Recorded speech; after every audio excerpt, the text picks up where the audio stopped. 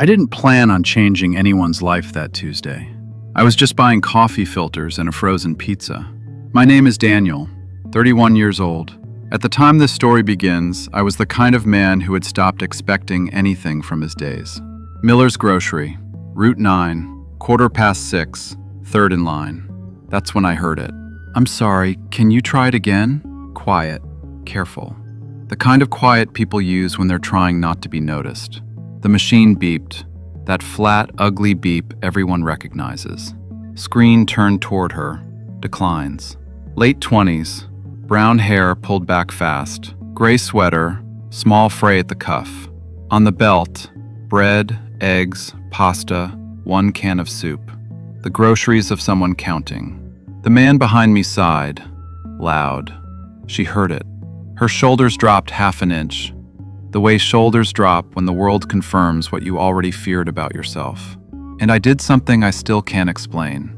I stepped forward, handed the cashier my card, paid for everything, walked out without a word. 40 feet into the parking lot. Hey, you can't just do that. She stood under the parking lot light, grocery bag against her chest. Not grateful, angry. I don't take charity. I had it handled. The machine didn't think so. Wrong thing to say. Her jaw tightened. You don't know anything about me. You're right. I'm sorry. She pulled out a small paper notebook, a pen. Name? Daniel. Daniel what? Reyes. Wrote it like a police report. $14, Daniel Reyes. Bluebird Diner on Main. Friday. You get your money. We never see each other again. Then she walked away. Head high, spine straight. Like a woman leaving a meeting she had won. I stood there in the cold holding a frozen pizza, and for the first time in longer than I could remember, I was smiling. 2 years before that Tuesday, I had sold my father's woodworking shop after he passed. Took a warehouse job, and every morning I drove past a vacant storefront on Main Street and looked away, like it was an ex I wasn't over. 500 mornings, looking away. I went to the Bluebird on Friday. Her name tag said Claire. $14 slid across the table before I could open the menu. A 10 and 4 ones, pressed flat. Debt paid. Coffee? I started coming back.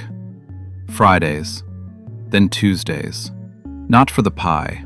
I learned she fixed the wobbly table at booth 6 every morning with a sugar packet.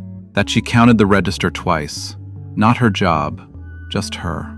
That she had an old golden retriever named Murphy who walked her home every night. First time Murphy met me, he pressed his gray muzzle into my hand and leaned his whole tired body against my leg. Claire stared at that dog like he'd betrayed 20 years of judgment. He doesn't do that. Do what? Like people. One Tuesday I came in early with a wood shim. Fixed that table properly. 4 minutes. Sanded it flush. When Claire set a coffee down and nothing wobbled, she froze, looked under the table, then at me. You fixed my table. Table was fine. I fixed the floor's attitude. She laughed. First time. Like a window opening in a room she'd forgotten had windows. That evening I drove home the long way, past the vacant storefront. The sun-bleached "For Lease" sign. I stopped. Sat there with the engine ticking. Thought about my father's hands, Claire's notebook, a wobbly table that just needed someone willing to get on the floor and fix it. This time, I didn't look away. I signed the lease 2 weeks later. Reyes Woodworks, 412 Main Street. My father's tools on the wall, sawdust on the floor.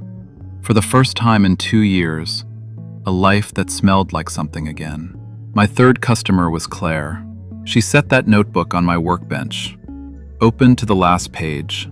Every debt, every single one, crossed out, paid. One new line at the bottom. Daniel Reyes, $14, paid. Everything after, owed in full. Make me a box, she said. Cedar. Somewhere I can finally put this down. I built it with my father's tools. 3 evenings. She sat in the shop for every one. When the lid clicked shut, Claire took my hand. And this time, nobody's hand just moved. We both knew exactly what we were doing. Tell me something. Was Claire right to fight alone for 3 years? Or do we all need someone whose hand just moves? Write it in the comments. I read every one.